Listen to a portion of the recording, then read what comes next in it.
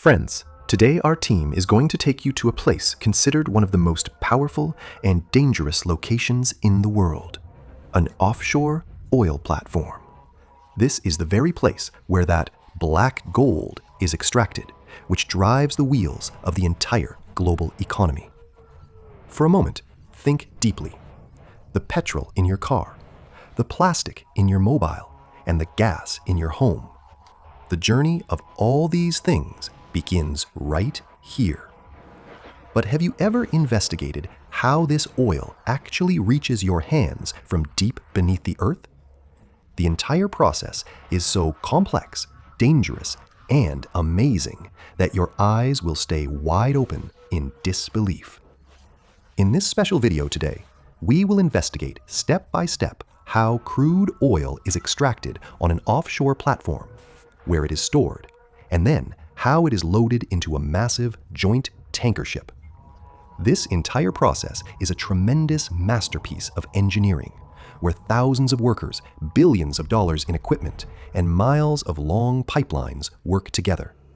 So, if you are interested in technology, love engineering, or just want to learn something new, this investigative video is made just for you. Be sure to subscribe to the channel because such rare and informative videos are found only here. Let's begin this incredible journey from inside the seabed straight to the tank of the tanker ship. First, it is important to understand what an offshore platform actually is and why it is built in the middle of the ocean instead of on land. Friends, the truth is that crude oil isn't just found under the ground. A very large portion of the world's oil exists beneath the deep layers of the ocean, hidden within the rocks of the seabed. To reach there, engineers have erected a megastructure that stands above the ocean, known as an offshore oil platform, or an oil rig. These are primarily of three types. First is the fixed platform, which is driven directly into the seabed. Second is the floating platform, which floats on water but stays stabilized by heavy anchors. And third is the FPSO, Floating Production Storage and Offloading Vessel, which works like a mobile floating factory. Their height ranges from 300 to 600 feet, which means they are taller than the Qutb Minar. Around 200 to 500 workers live on a large platform, engaged in work 24 hours a day, 7 days a week. For them, every facility like a hospital, helipad, gym, and dining hall is available there because these people cannot go home for several months. These structures are so strong that 30-meter-high waves and a dangerous Category 5 hurricane cannot even shake them. It costs between $5 to $10 billion to prepare an offshore platform. You can imagine how massive this investment is. But despite that, it is an essential job that fulfills the energy needs of the entire world. Now we come to the most exciting part: drilling. That is, detecting oil deep inside the earth and pulling it up. This entire process starts with a special machine called a rotary drill. Its drill bit is made of sharp diamond or tungsten carbide, which can easily cut through hard rocks like stone. To rotate this drill bit rapidly, a very large machinery is fitted on top, called a derrick. This is that tall tower often seen in photos of platforms. During drilling, a special liquid is sent down called drilling mud. This is no ordinary mud, but an engineered chemical mixture that keeps the rocks cool, lubricates the drill bit, and keeps the pressure completely under control. This drilling is carried out to a depth of 1,000 to 5,000 meters. First, the ocean water must be crossed, then the hard rocks of the seabed, and after passing through 3 different geological layers, the reservoir where the oil is stored is finally found. When the drill reaches that oil reservoir, a massive danger arises, called a blowout. This happens when the underground pressure increases so much that oil and gas come out uncontrollably. To prevent this, a BOP, blowout preventer is installed on platforms. This is a massive valve system that can immediately shut down the entire well during an emergency. In the year 2010, this very BOP system failed at Deepwater Horizon, leading to the world's most horrific oil spill.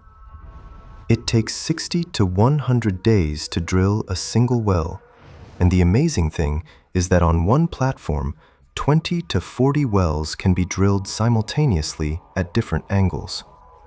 When the well is completely ready, the work of extraction begins, pulling the oil from the chest of the earth. There is a very interesting fact here. Often, the oil does not need to be pumped. The underground pressure is so high that the oil starts coming up on its own.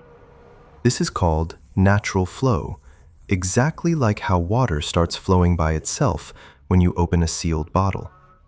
But when the pressure drops, submersible pumps or gas injection are used, where gas is put back down to increase the pressure. Now, the real challenge is that the liquid that comes up is not just pure crude oil. Water, natural gas, sand, and many chemicals are mixed in it. It is extremely important to separate these, and this is where the most important part of the platform, the three-phase separator, comes into play. This is like a large horizontal drum that uses gravity and pressure to separate three things. Water settles at the bottom, crude oil stays in the middle, and gas stays at the very top.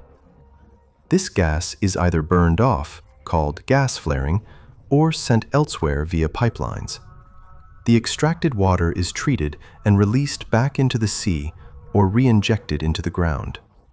After this, the crude oil is sent for further processing, where it is filtered, tested, and kept safe in storage tanks by controlling it at the right temperature.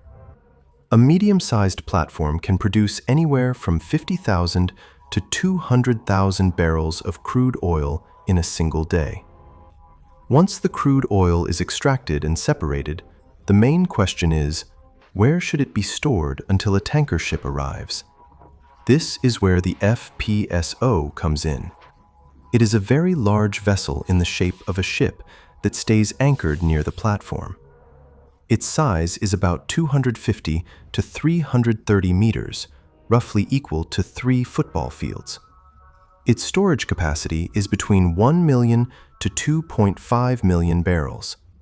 Inside it are temperature-controlled tanks because if crude oil cools down, it becomes thick and impossible to pump. Sensors installed on these tanks monitor temperature, pressure, and oil levels 24 hours a day and keep sending all the data straight to the control room. Additionally, there is a custody transfer metering system here that makes absolutely precise measurements of how much oil is stored, because a mistake of even 1 barrel means a loss of millions.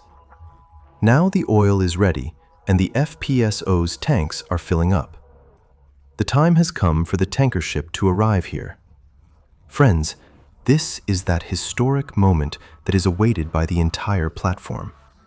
A dark shadow appears on the ocean horizon, and gradually, a massive joint tanker ship starts moving towards the platform. Remember, this is no small boat.